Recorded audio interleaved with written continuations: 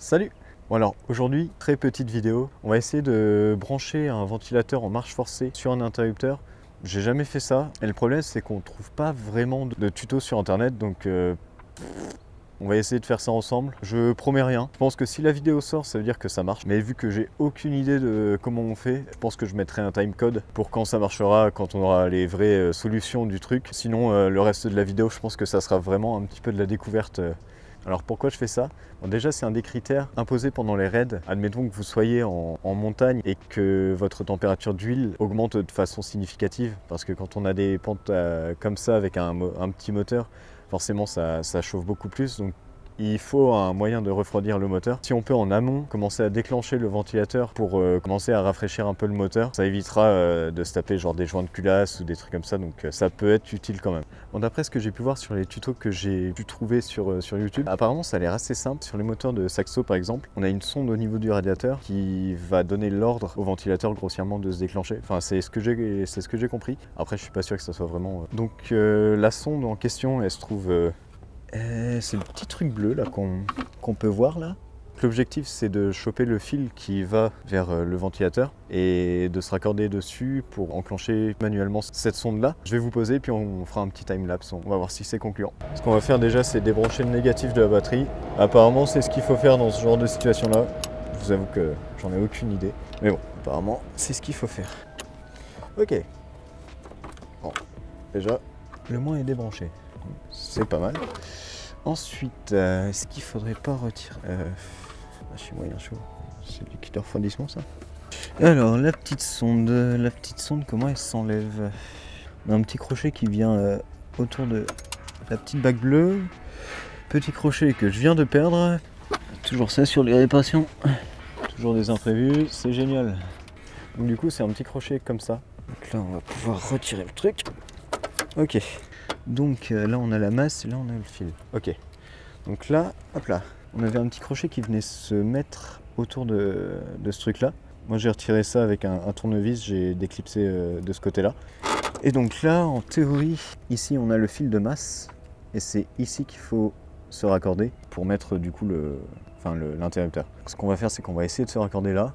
On va faire courir un fil jusqu'au plus pour voir si ça fonctionne déjà.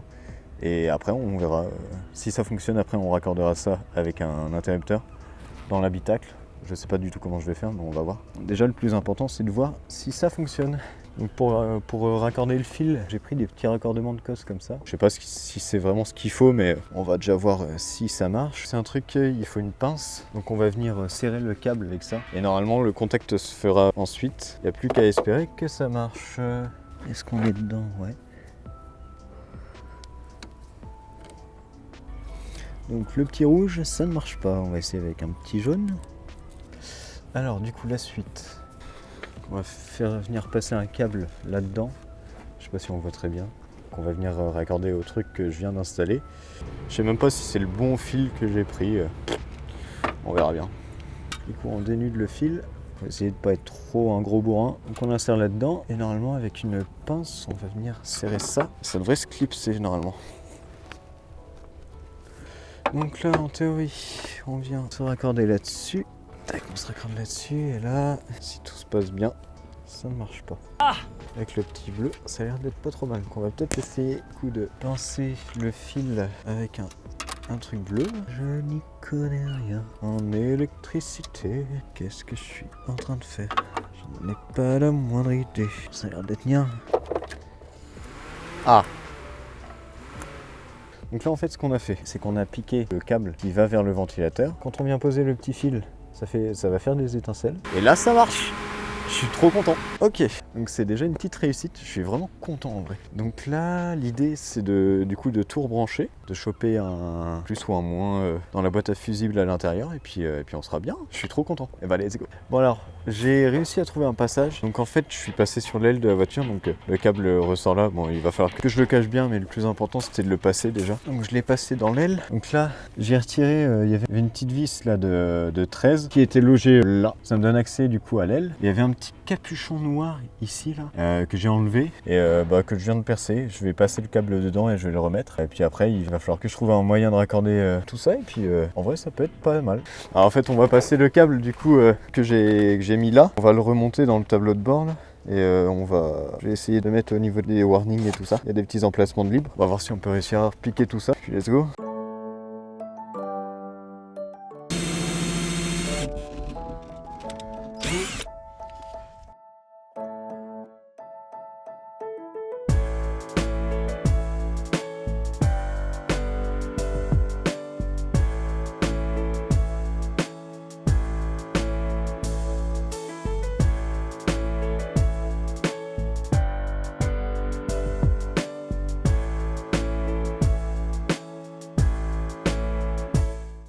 Bon alors ça y est, le montage est terminé. Alors c'est dégueulasse, il y en a partout. Je sais vraiment pas bosser. Donc là, on a notre petit interrupteur. Donc hop, avec on et off. Donc là, c'est sur on. Quand on va voir le petit ventilateur, il a l'air de bien tourner quand même. Je vais aller éteindre ça avant de perdre toute la batterie. Donc alors, le montage. Je me suis piqué du coup vers le câble qui allait vers le ventilateur. Donc le bleu qui allait ici là. Du coup, j'ai remonté tout ça. Je suis passé par l'aile. Tac, tac, tac. On arrive ici. Tac. On ressort par là. Ensuite, j'ai démonté tout ça. Et j'ai fait courir du coup les câbles jusque là. Du coup, ça doit être le câble qui vient du compartiment moteur. Et j'ai repiqué un autre câble sur un plus qui se trouve ici.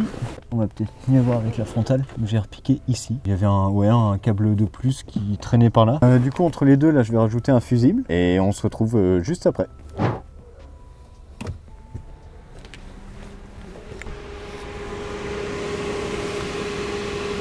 Bon bah ça y est, le ventilateur est branché en marche forcée. Ça m'a pris 4 heures de faire ça parce que du coup il n'y avait aucun tuto, il a fallu que je me débrouille pour le passage de câble et tout. C'est pas encore super mais je suis assez content de l'aspect que ça. Bon voilà, c'était une petite vidéo, j'espère que ça pourra aider certaines personnes qui ont eu le même problème que moi. Bon, j'espère que vous avez quand même apprécié la vidéo même si c'était pas super fun. Puis bah voilà, merci d'avoir regardé et puis on se dit à la prochaine. C'était Jawen pour Objectif Bouzlouja, des bisous tout le monde. Si ce genre de contenu t'a plu, n'hésite pas à t'abonner et à liker la vidéo, ça aidera grandement la chaîne. Merci d'avance.